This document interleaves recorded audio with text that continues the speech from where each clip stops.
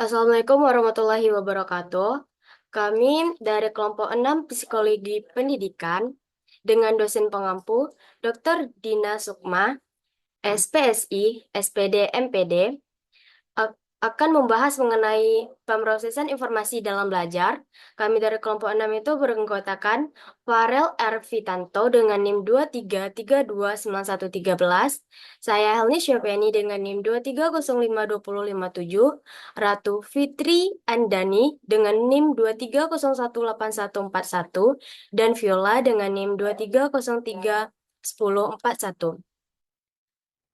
Untuk materi pertama mengenai pengertian sensasi, atensi, persepsi, serta kaitan ketiganya dan faktor-faktor mengenai atensi akan disampaikan oleh Viola. Kepada Viola dipersilahkan. Baik, sebelumnya terima kasih kepada moderator. Di sini saya akan menjelaskan mengenai pengertian sensasi, atensi atau perhatian, persepsi, serta kaitan ketiganya. Nah, yang pertama yaitu mengenai pengertian sensasi. Nah, sensasi ini tuh berasal dari bahasa Yunani, yaitu sensatus, yang berarti dianugerahi dengan indera atau intelek. Nah, secara lebih luas, sensasi itu dapat diartikan sebagai aspek kesadaran yang paling sederhana yang dihasilkan oleh indera kita. Nah, contohnya, ketika kita merasakan panas, terus melihat warna hijau, dan merasakan rasa nikmatnya coklat gitu. Nah, pada dasarnya, sensasi ini tuh adalah merupakan tahapan awal dalam penerimaan informasi. Next. Selanjutnya yaitu atensi. Nah, atensi ini itu adalah proses kognitif untuk memilih suatu objek dan mempertahankan untuk tetap fokus, memperhatikan objek yang dianggap penting, serta mengambil keputusan dalam menyelesaikan masalah yang terdapat dalam proses. Nah, jadi atensi ini itu adalah ketika kita memfokuskan pikiran kita kepada suatu objek. Next. Selanjutnya yaitu persepsi. Nah, menurut Kamus Besar Bahasa Indonesia, persepsi ini adalah tanggapan atau penerimaan langsung dari sesuatu proses seseorang mengetahui beberapa hal melalui panca inderanya. Nah, misalnya kayak tadi merasakan coklat, merasakan manisnya coklat, melihat warna hijau. Nah, nanti pasti kita memunculkan persepsi kan. Nah, itu adalah tanggapan penerimaan langsung dari hal yang kita lihat itu. Next. Nah, kaitan ketiganya yaitu di mana kalau sensasi itu sebagai dasarnya, kan tadi sensasi merupakan tahap awal dari proses persepsi kan.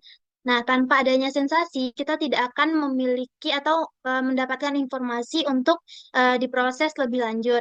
Nah, sedangkan atensi itu sebagai filter yang berperan dalam memilih sensasi mana yang akan diproses lebih lanjut ke otak. Nah, dengan kata lain, atensi itu menentukan informasi apa yang akan menjadi fokus perhatian kita. Nah, selanjutnya persepsi. Persepsi ini yaitu sebagai hasil akhir, di mana dia itu proses pengolahan informasi. Nah, melalui persepsi ini kita memberikan makna dan arti terhadap sensasi yang kita terima, sehingga kita dapat memahami dan berinteraksi dengan dunia sekitar atau lingkungan sekitar kita. Baik, sekian materi dari saya.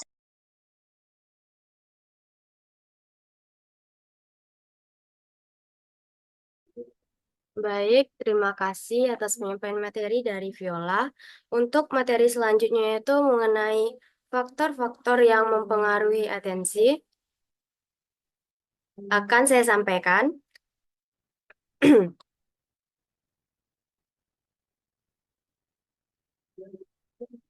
Yaitu faktor-faktor yang mempengaruhi atensi itu ada 6. Yang pertama itu adalah usia. Nah, usia itu semakin tua seseorang, maka kemungkinan terjadinya penurunan anatomik dan fungsional organ meningkat. Berat otak akan menurun sekitar 10% pada usia antara 30 sampai 70 tahun. Dan mendingan akan menebal. Panca indera pun mengalami degenerasi fungsional. Oleh karena itu, fungsi kognitif termasuk atensi akan menurun seiring bertambahnya usia. Nah, secara alamiah akan terjadi kerusakan dan apoptosis sel neuron seiring dengan bertambahnya usia yang diakibatkan oleh radikal bebas, penurunan suplai nutrisi bagi otak, dan distribusi energi. Hal ini akan menyebabkan atrofi pada konteks dan melebarnya paraventrikuler yang mengakibatkan penurunan fungsi kognitif pada seseorang. Faktor yang kedua itu adalah jenis kelamin. Nah, menurut Liu et al. Pada tahun 2013 menyatakan bahwa terdapat perbedaan yang signifikan antara perempuan dan laki-laki pada aspek orienting, dengan perempuan memiliki skor yang lebih tinggi daripada laki-laki. Tidak ada perbedaan pada aspek alerting maupun executive attention. Nah, beberapa penelitian menunjukkan atensi bahwa laki-laki memiliki atensi yang lebih baik dibandingkan perempuan. Sedangkan penelitian selanjutnya yang mengukur fungsi atensi menggunakan Visual Reaction Time (VRT), flanker test, dan stroke test menyatakan hal yang bertolak belakang, menyatakan bahwa jenis kelamin tidak menimbulkan perbedaan yang signifikan terhadap atensi. Untuk faktor selanjutnya itu ada latihan. Orang yang terlatih memberi atensinya akan memiliki fungsi atensi yang lebih baik daripada orang yang jarang memberi atensi. Contohnya itu, orang yang sering bermain video game mempunyai atensi yang lebih baik daripada orang yang jarang bermain video games. Latihan mempunyai peran penting dalam peningkatan atensi. Penelitian sebelumnya membuktikan bahwa terjadi peningkatan fungsi kognitif, terutama atensi pada anak yang sehat maupun anak yang menderita ADHD setelah diberikan intervensi berupa latihan video game. 36 penelitian sebelumnya membuktikan bahwa video game memegang peranan dalam peningkatan atensi visual. Faktor selanjutnya itu adalah hormon. Hormon yang berpengaruh dalam atensi adalah hormon estrogen dan progesteron. Reseptor estrogen berhubungan dengan fungsi kognisi yang bergantung pada neurotransmitter dopamin. Hal ini akibatnya adanya membran asosiasi reseptor estrogen yang memungkinkan terjadinya ikatan antara kedua inti. Beberapa penelitian menyebutkan bahwa sintesis progesteron di otak dan aksi autokrin atau parakrin berperan penting dalam kelangsungan hidup neuron dan pembentukan selubung mielin sehingga memberikan perlindungan bagi neuron dalam menjalankan dan meningkatkan fungsi kognitif. Yang selanjutnya itu ada minat. Nah, seseorang akan lebih mudah menaruh atensi terhadap jenis stimulus yang lebih mereka sukai. Contohnya itu, beberapa orang hanya membaca buku yang memiliki genre yang mereka sukai. Contohnya itu mereka menyukai mengenai fanfiction, maka mereka akan lebih tertarik membaca mengenai buku-buku fanfiction. Selanjutnya itu kebutuhan. Nah, seseorang bisa memfokuskan atensi pada stimulus yang tidak mereka sukai jika stimulus itu penting bagi mereka. Contohnya itu, anak yang tidak suka matematika bisa memfokuskan atensi mereka terhadap pelajaran matematika ketika ulangan akan diadakan. Hal tersebut agar mereka mendapatkan nilai yang lebih baik. Selanjutnya itu ada motivasi. Korteks cingulata anterior berperan dalam meregulasi kognitif dan proses emosional. Sebuah studi membuktikan bahwa kemampuan mengeliminasi error dipengaruhi oleh afek dan motivasi. Materi selanjutnya itu mengenai pengertian ingatan dan proses terbentuknya ingatan. Nah, menurut Bruno, pada tahun 1987, memori atau ingatan adalah proses yang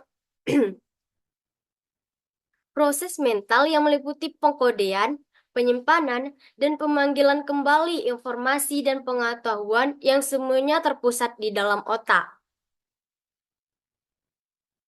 Nah, dalam proses terbentuknya ingatan ini, Menurut Walgito, pada tahun 2004, itu terbagi dalam 3 tahap, yaitu memasukkan atau learning, menyimpan atau retention, menimbulkan kembali atau remembering.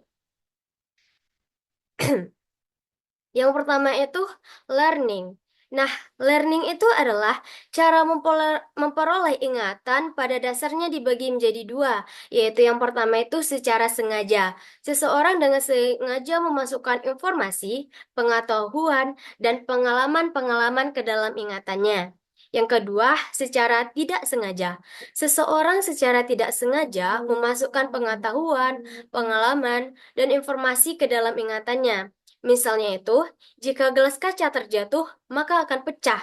Nah, informasi ini nanti yang akan disimpan sebagai ingatan-ingatan yang akan diperolehnya kembali. Nah, selanjutnya itu menyimpan atau retention. Tahapan kedua dari ingatan adalah penyimpanan atau retention. Apa yang telah dipelajari, apa yang telah dipelajari biasanya akan tersimpan dalam bentuk jejak-jejak atau traces dan dapat ditimbulkan kembali. Jejak-jejak tersebut biasa juga disebut dengan memory traces. Walaupun disimpan, namun jika tidak sering digunakan, maka memori tersebut mungkin sulit untuk ditimbulkan kembali, bahkan juga hilang. Nah, ini yang disebut dengan kelupaan. Proses yang selanjutnya itu adalah menimbulkan kembali atau remembering. Nah, menimbulkan kembali ingatan yang sudah disimpan dapat ditempuh dengan mengingat kembali, to recall, dan mengenal kembali, to recognize. Pemanggilan kembali informasi terkait suatu peristiwa atau suatu objek secara sadar dapat diukur melalui dua metode. Metode pertama adalah recall, yakni kemampuan menggali kembali dan memproduksi informasi yang telah dimiliki sebelumnya. Metode kedua adalah recognition, yakni kemampuan mengenali informasi yang telah diobservasi, dibaca, atau didengar sebelumnya. Nah, berdasarkan uraian-uraian tersebut, dapat kita simpulkan bahwa tahapan daya ingat atau memori itu terbagi dalam proses memasukkan informasi ke dalam ingatan atau ke dalam otak, lalu menyimpannya dan kembali memunculkan informasi yang tersimpan tersebut dalam bentuk penyampaian-penyampaian. Nah, sekian materi dari saya. Untuk materi selanjutnya itu mengenai pengertian lupa dan proses terjadinya lupa akan disampaikan oleh Ratu Fitriandani. Kepada Ratu dipersilahkan. Saya akan menjelaskan mengenai pengertian lupa dan proses terjadinya lupa. Jadi menurut Muhyiddin Syah, lupa itu sebagai hilangnya kemampuan untuk menyebut kembali atau memperoleh kita pelajari. Lupa itu punya macam-macam sebab kenapa sih kita tuh lupa.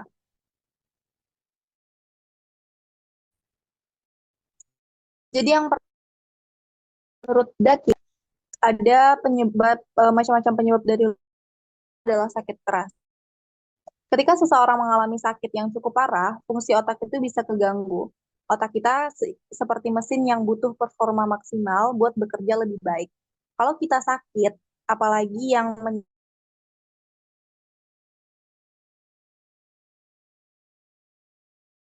buat mengenai tubuh, hanya banyak hal bisa terlupakan saat atau setelah sakit. Contohnya, ketika kita habis demam tinggi atau sakit lama, banyak hal-hal kecil yang biasanya kita ingat malah terlupakan begitu saja. Penyebab nomor 2 adalah waktu yang sudah lama. Semakin lama sesuatu terjadi, semakin besar kemungkinan kita untuk melupakannya.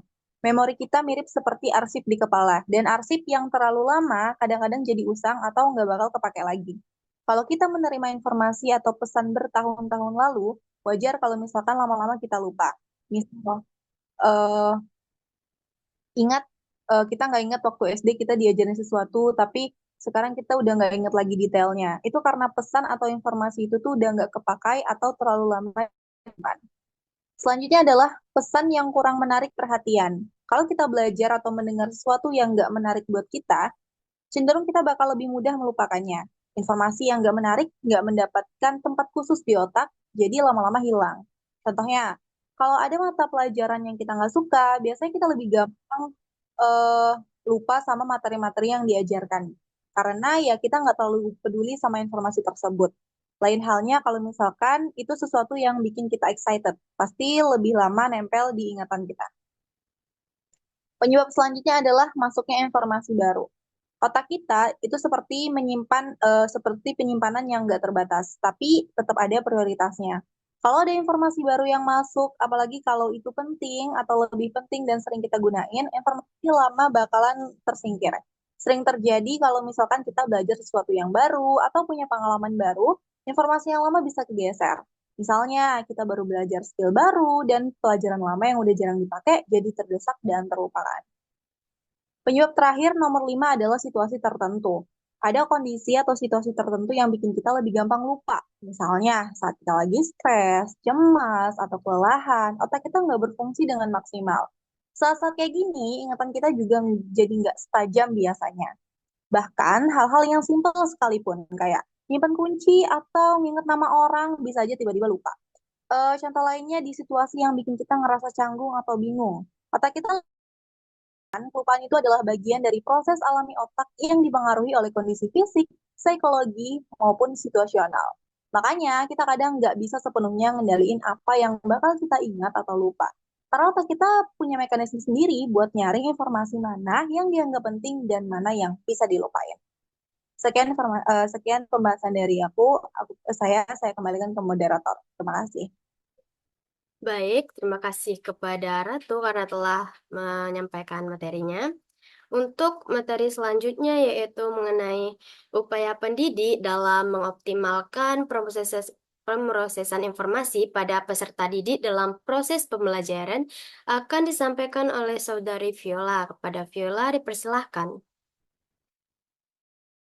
Baik, terima kasih kepada moderator. Saya akan menjelaskan mengenai upaya pendidik dalam mengoptimalkan pemrosesan informasi pada peserta didik dalam proses belajar.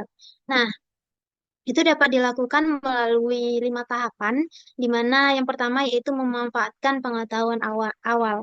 Nah, sebelum menyampaikan materi baru, itu pendidik dapat memulai dengan menghubungkan konsep yang akan dipelajari dengan pengalaman atau pengetahuan yang sudah dimiliki siswa. Nah, misalnya dalam pembelajaran tentang energi terbarukan di pelajaran IPA. Nah, itu guru dapat memulai dengan bertanya kepada siswa tentang jenis energi yang sering mereka temui di kehidupan sehari-hari, seperti listrik di rumah, misalnya gitu kan. Nah, itu bisa membantu siswa untuk menghubungkan materi baru dengan situasi yang familiar, sehingga mereka bisa lebih mudah untuk memahami tentang materi yang dipelajari pada saat itu. Nah, yang kedua yaitu menguraikan informasi dalam bagian-bagian sederhana atau chunking. Nah, materi yang sulit harus dipecah menjadi bagian-bagian yang lebih kecil agar siswa tidak merasa kewalahan.